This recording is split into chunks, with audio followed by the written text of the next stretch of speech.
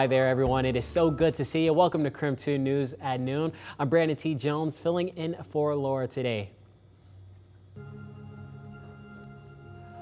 Lots of headlines, but starting first, happening today at 4:30, an official dedication ceremony will be held at the University of Idaho to unveil the Vandal Healing Garden and Memorial. The garden is located on McLean Field, and the ceremony will be open to the public. The garden was built by students from the College of Art and Architecture, and it's dedicated to honor the memories of the 4 students killed in November of 2022 at their off-campus home, as well as all students who died before making it to graduation. We'll bring you more from Moscow on KREM 2 News tonight. New court documents show Bryan Khoberger's defense team is doubling down on efforts to move his trial out of Latah County. Khoberger is accused of killing those 4 University of Idaho students. Prosecutors say jurors in the county will be able to fairly decide the case.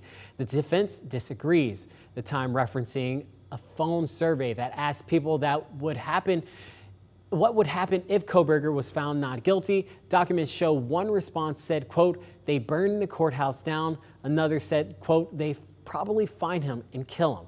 The documents also reference a survey done in Ada County, which is a possible trial location, where responses said, quote, "I think they would take it well." The documents show Khoberger's defense attorney, Ann Taylor, blames media coverage for the, quote, "prejudgment for guilt" she says exists in Latah County. A hearing to consider both arguments has been set for August 29th. Let's go ahead and check in with meteorologist Thomas Patrick, who's standing live outside right now, because Thomas, definitely felt a little bit chilly this morning as temperatures started to cool down. We were at Manitou Park earlier this morning, and it was pretty cold. I had a couple of shivers every now and then, Thomas. So what's it feeling like now? Yeah, starting to feel a bit like the fall season, doesn't it, Brandon? Just a little bit cool in the morning hours, but that sunshine we got certainly evened things out. Summer's still got a little bit of gas left, especially for tomorrow, but this weekend ahead, absolutely fall-like conditions on the way. No more rain for today. Any of the early morning showers, especially that over the Silver Valley, that has now cleared the region, so we are good to go to be mostly sunny for the rest of the day. And our temperatures are pretty nice. Low 70s right now, but the sunshine certainly makes it feel just a tad bit warmer overall. I think we stay in the 70s for today. Mostly sunny conditions, looking beautiful for today, and probably no rain chances for at least a couple days now. Not looking until about Friday night for that next chance. But if you thought it was fall-like this morning, you ain't seen nothing yet, especially for this weekend. Check this out. This is a big plunge of some colder, almost Arctic-like air coming out of northern Canada. It's attached to that low-pressure center, and that's going to basically rotate right into the Pacific Northwest. Slowly but surely, and we're going to have some big-time temperature swings. So another summer-like day tomorrow. But coming up, I'll show you how much colder the weekend forecast is anticipated. So those details are coming up in a few minutes.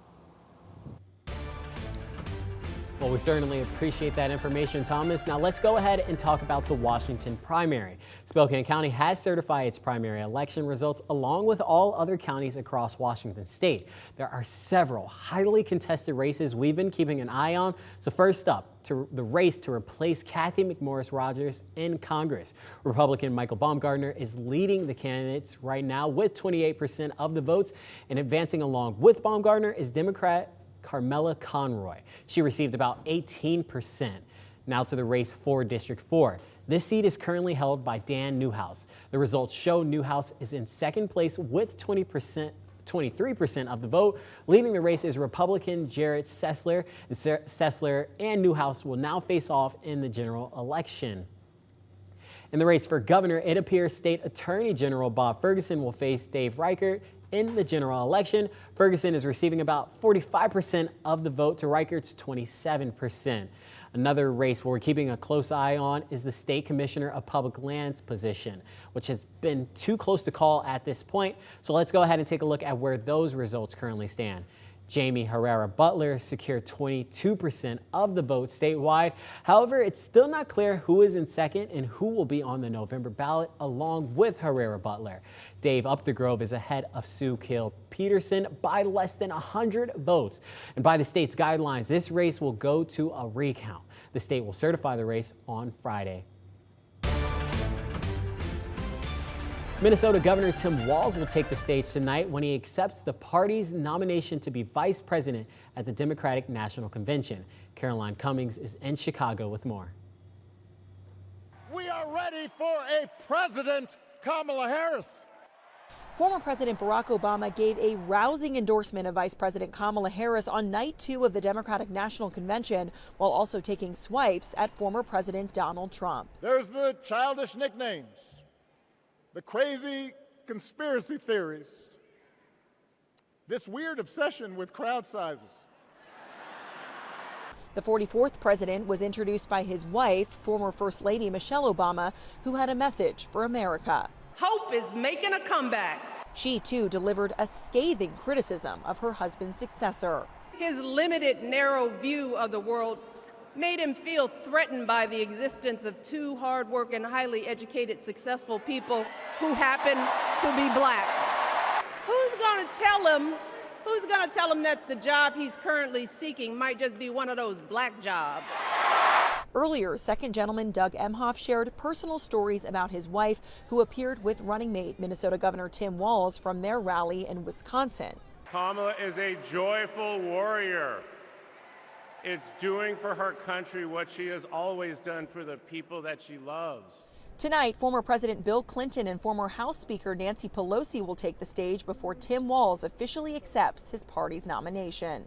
Together with Tim Walz, who was an outstanding choice for vice president, who is going to support her and uplift this country, I want you to know we have a winning ticket. Democrats are calling their theme tonight a fight for our freedoms. Caroline Cummings, CBS News, Chicago.